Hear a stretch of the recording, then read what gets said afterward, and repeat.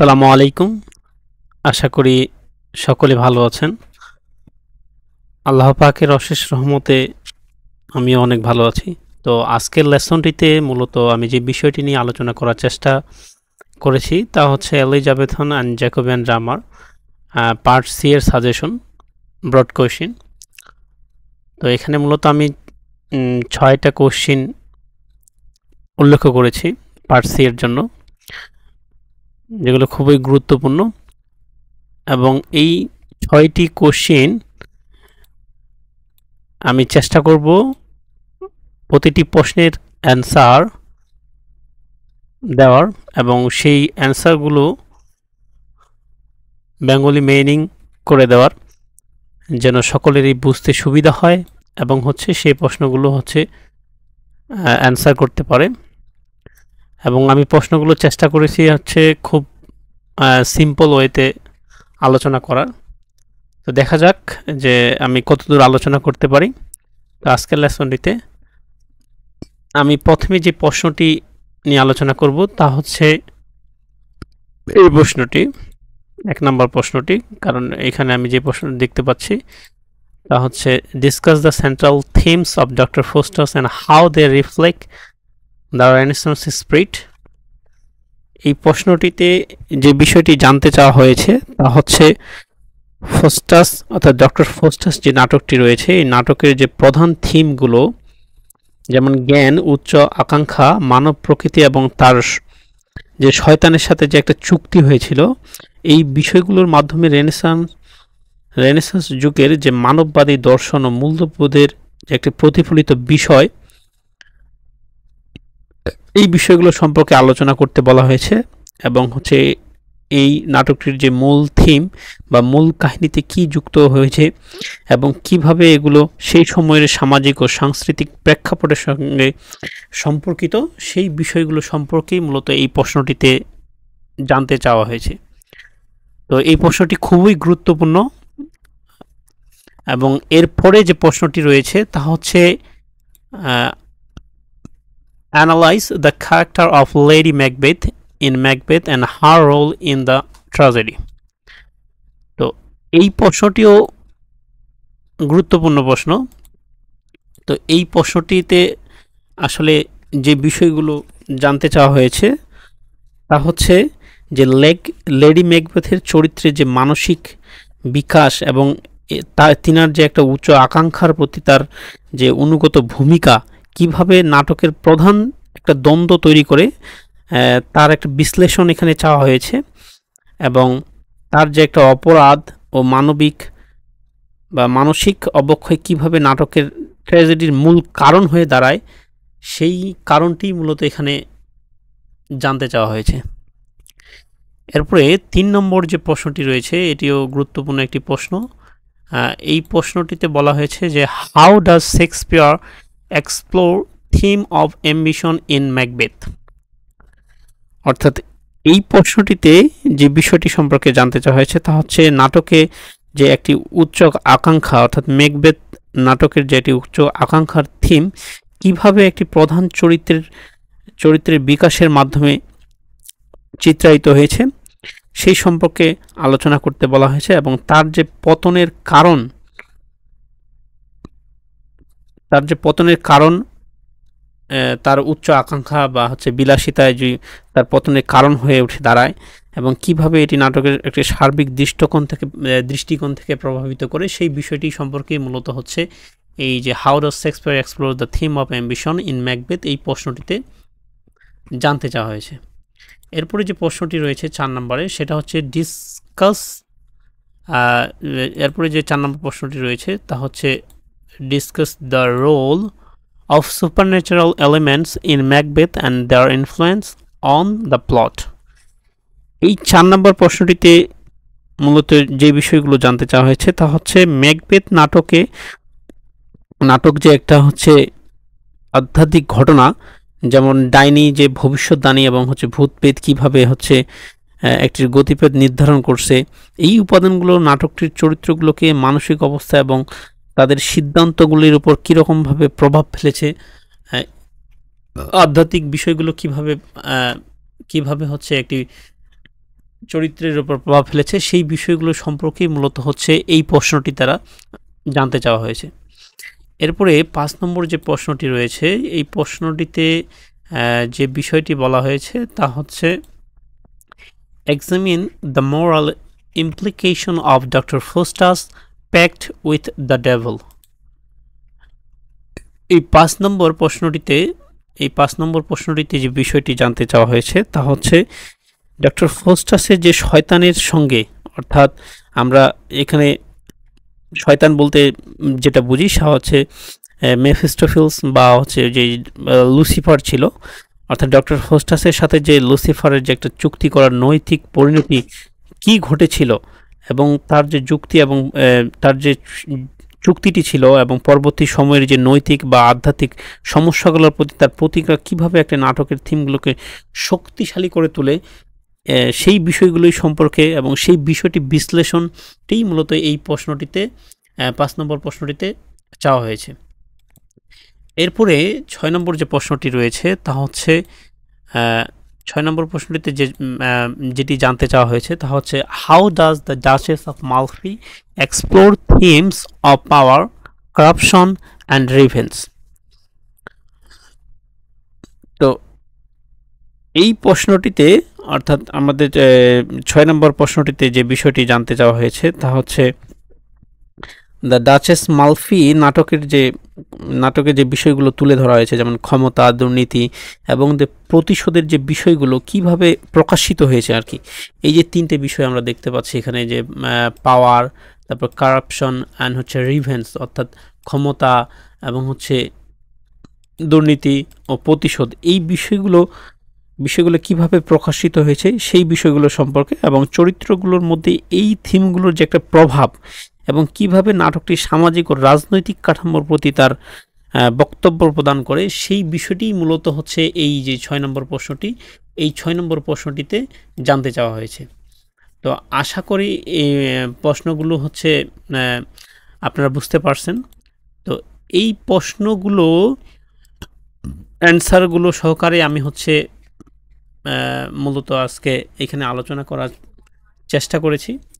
দেখা যাক। তো প্রথমেই আমার এই যে 6টা প্রশ্ন রয়েছে এই 6টা প্রশ্নের মধ্যে আমি জানি না কয়টা প্রশ্ন আমি আজকে এখানে ব্যাখ্যা সহ আলোচনা করতে পারবো, তারপর আমি চেষ্টা করতেছি। তো প্রথম যে প্রশ্নটি রয়েছে, discuss the central themes of Doctor Faustus and how they reflect the Renaissance spirit.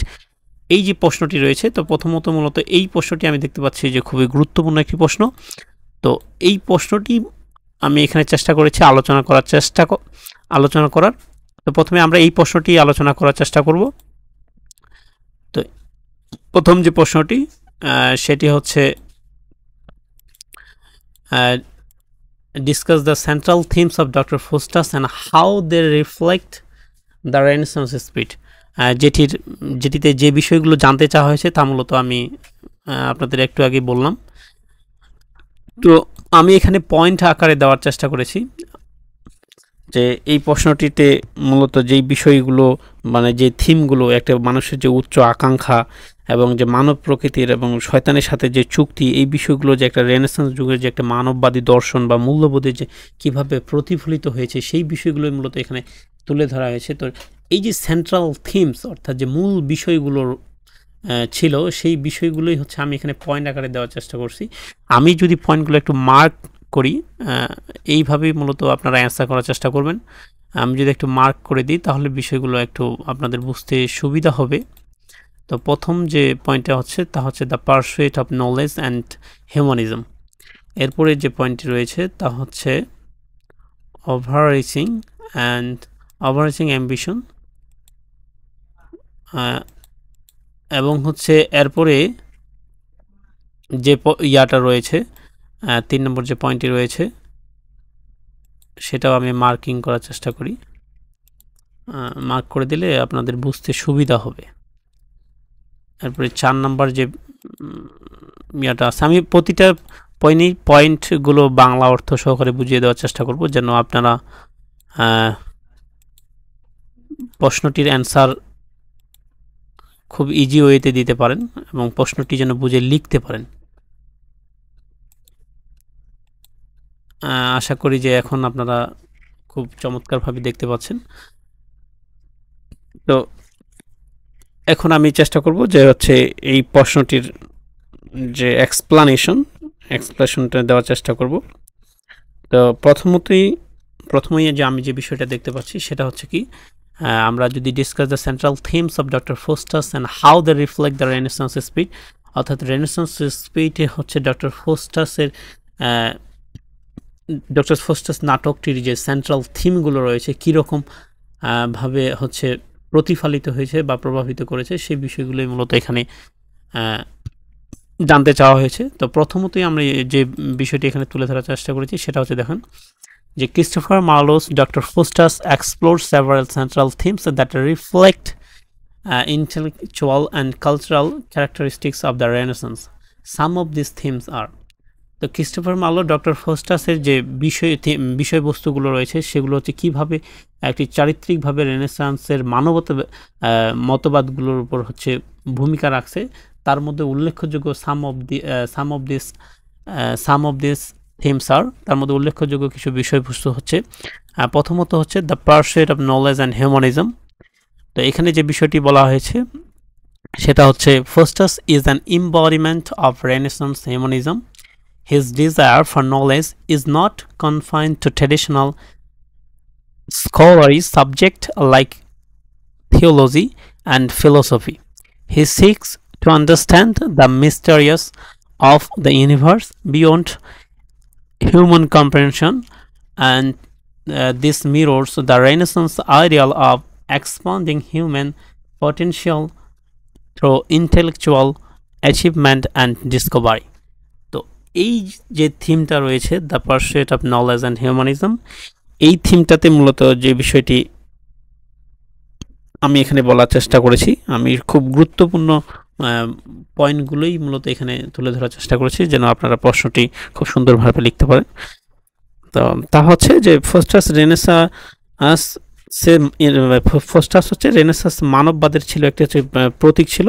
তার জ্ঞান লাভের যে আকাঙ্ক্ষা শুধুমাত্র ঐতিহ্যগত বা হচ্ছে ধর্মতত্ত্ব বা দর্শনশাস্ত্রের মধ্যে সীমাবদ্ধ নয়, সে পৃথিবীর রহস্যকে বোঝার চেষ্টা করেছেন। তিনি চেষ্টা করেছিলেন যা মানবের সাধ্যের বাইরে। এটি রেনেসাঁস যুগের সেই আদর্শ প্রতিফলন যেখানে হচ্ছে জ্ঞান লাভ এবং আবিষ্কারের মাধ্যমে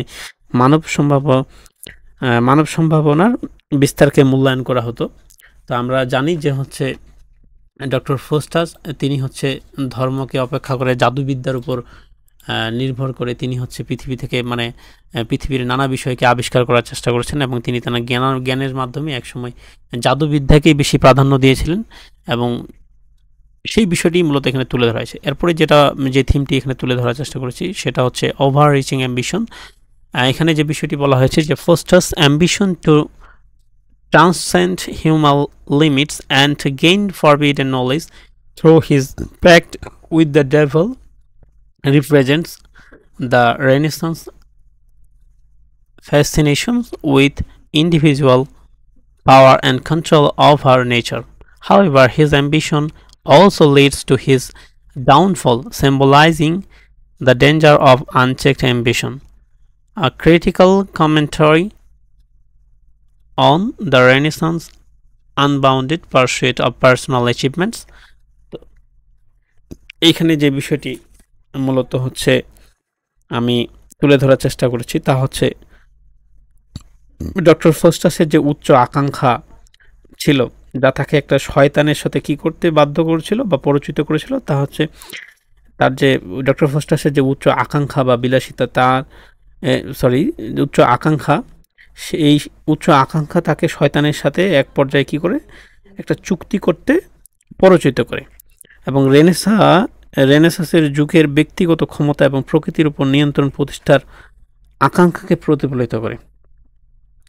তবে তার যে উচ্চ আকাঙ্ক্ষা ছিল সেটি মূলত তাকে একসময় পতনের দিকে নিয়ে যায়, যা অসীম উচ্চ আকাঙ্ক্ষাকে বিপদের দিকে চিহ্নিতকরণ করে বা চিত্রায়িত করে। এটি রেনেসাঁস যুগের ব্যক্তিগত সাফল্যের সীমাহীন তাড়না নিয়ে একটি সমালোচনা। মূলত এটি হচ্ছে যে রেনেসাঁস যুগের একটি সমালোচনা, সেই বিষয়টি এখানে মূলত বলা হয়েছে। এরপরে 3 নম্বর পয়েন্টটি যেটা বলা হয়েছে সেটি হচ্ছে the conflict between religion and magic. অর্থাৎ জাদুবিদ্যা এবং ধর্মের মধ্যে একটি যে দ্বন্দ্ব, সেই দ্বন্দ্ব অপেক্ষা করে ফস্টাস যে বিষয়টিকে চয়েস করছিল সেই বিষয়টি মূলত এখানে তুলে ধরা হয়েছে এই থিমটিতে। সেটা হচ্ছে doctor Faustus presents a constant conflict doctor Faustus presents a constant conflict between the medieval Christian views of salvation through God and the Renaissance fascinations with magic and the occult. Fostas, dissatisfied with the limitation of religious knowledge, turns to necromancy to gain power, which shows the Renaissance conflict between faith and reason, spirituality and materialism.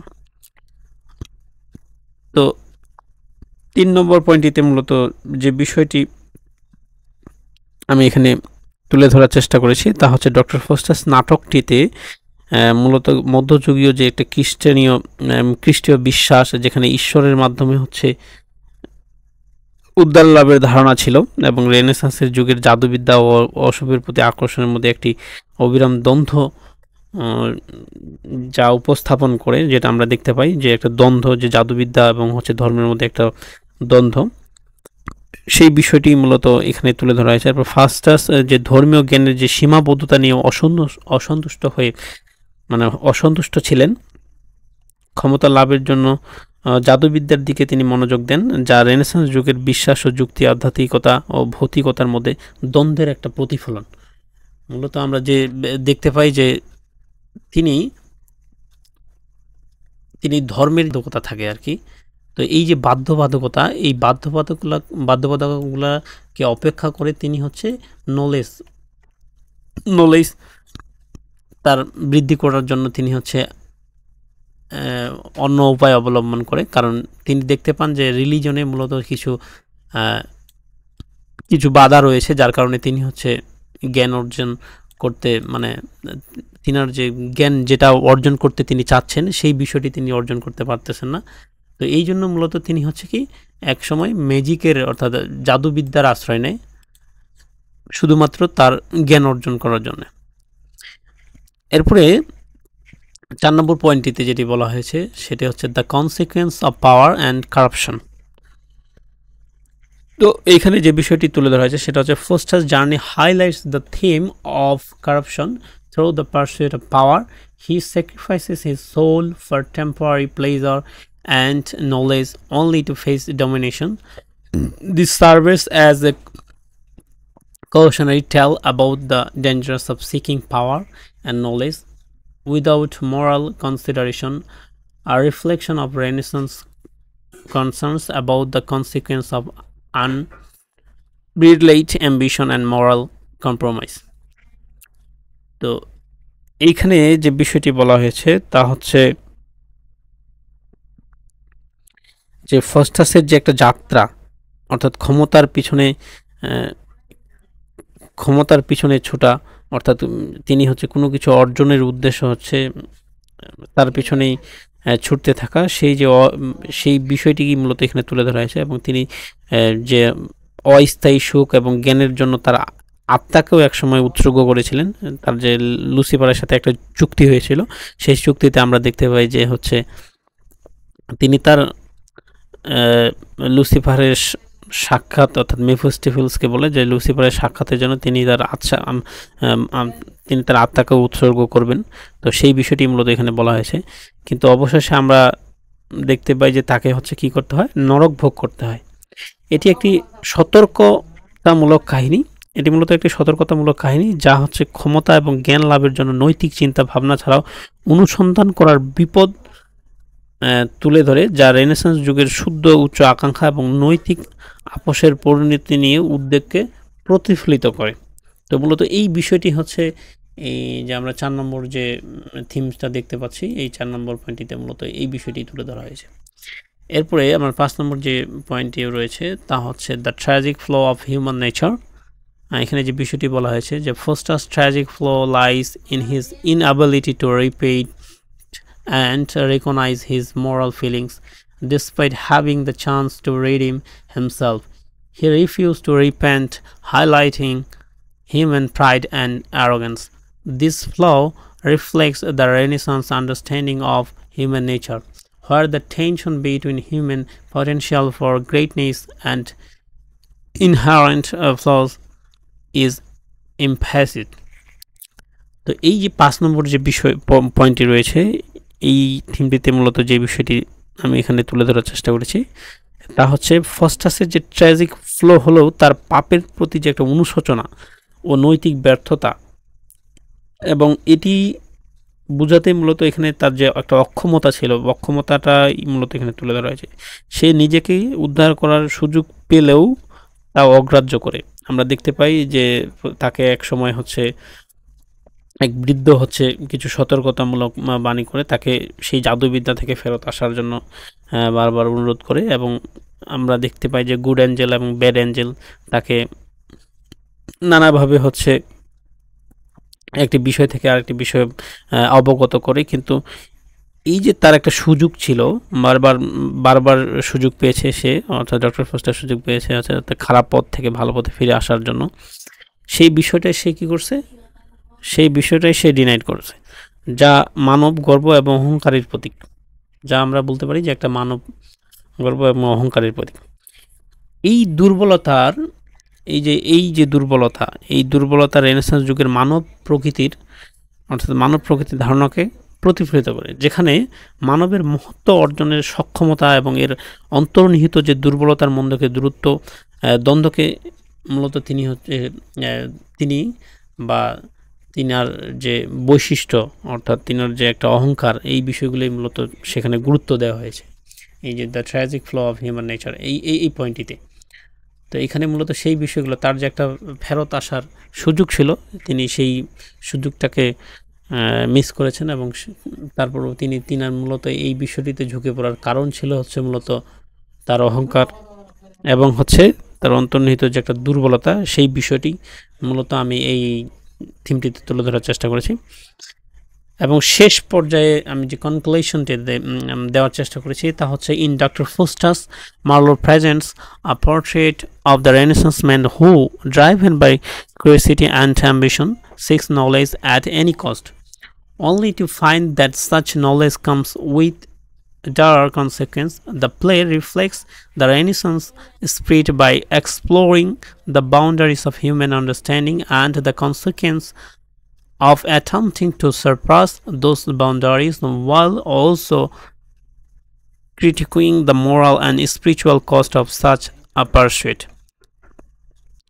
এখানে আমি যে বিষয়টি তুলে ধরার চেষ্টা করেছি তা হচ্ছে, ডক্টর ফস্টাস নাটকে মার্লো একজন ডক্টর ফস্টাস নাটকে হচ্ছে যে ক্রিস্টোফার মার্লো, অর্থাৎ ডক্টর ফস্টাস নাটকের লেখক যে ক্রিস্টোফার মার্লো, তিনি একজন রেনেসাঁস মানবের চিত্র তুলে ধরেছেন মূলত এই নাটকটিতে, যে কৌতূহল এবং উচ্চ আকাঙ্ক্ষা দ্বারা পরিচিত হয়ে যে কোনো মূল্যে জ্ঞান লাভ করতে চায়, কিন্তু পরে বুঝতে পারে যে এমন জ্ঞান লাভের ভয়াবহ পরিণতি রয়েছে। অর্থাৎ ক্রিস্টোফার মার্লো এখানে ডক্টর ফস্টাসের মাধ্যমেই এই বিষয়টি তুলে ধরেছেন, অর্থাৎ ডক্টর ফস্টাসের যে একটি উচ্চ আকাঙ্ক্ষা। এই নাটকটিতে রেনেসাঁস যুগের যে একটা আত্মার প্রতিফলন, যেখানে মানব বোধের সীমানা এবং সেই সীমানা পার করার পরিণতিগুলি মূলত হচ্ছে পরীক্ষা করা হয়েছে, এবং একটি অনুসন্ধানের নৈতিক ও আধ্যাত্মিক যে বিষয় রয়েছে সেই বিষয়টি মূলত এখানে সমালোচনা করা হয়েছে। অর্থাৎ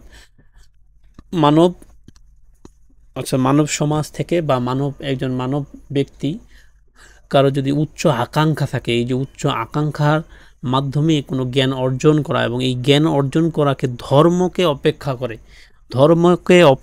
অর্থাৎ ধর্মের যে ধর্মের মধ্যে যে কিছু রুলস রয়েছে, কিছু নিয়ম নীতি রয়েছে, সেই নিয়ম নীতিগুলোকে অপেক্ষা করে জ্ঞান অর্জনের স্বার্থে আমরা দেখতে পাই যে ডক্টর ফস্টাস জাদুবিদ্যাকে গ্রহণ করে। এবং এক পর্যায়ে আমরা এই যে ডক্টর ফস্টাস যে নাটকটি রয়েছে, অর্থাৎ আমরা ডক্টর ফস্টাস এই ড্রামাটার এক পর্যায়ে আমরা দেখতে পাই যে ডক্টর ফস্টাসের পরিণতি মূলত কি হয়। তো এক পর্যায়ে সে হচ্ছে কি নরকে অবস্থান করে, অর্থাৎ নরকে তাকে টেনে নিয়ে যাওয়া হয়, যখন সে বুঝতে পারে যে বারবার তার যে সময় ছিল সেই সময়টাতে সে হচ্ছে ফেরত আসেনি, অর্থাৎ সে নানা প্ররোচনায় হচ্ছে সেই শয়তানের প্ররোচনায় সেই দিকেই ঝুঁকে পড়ছে, সে ফেরত আসেনি, যদিও তার সুযোগ ছিল অনেক।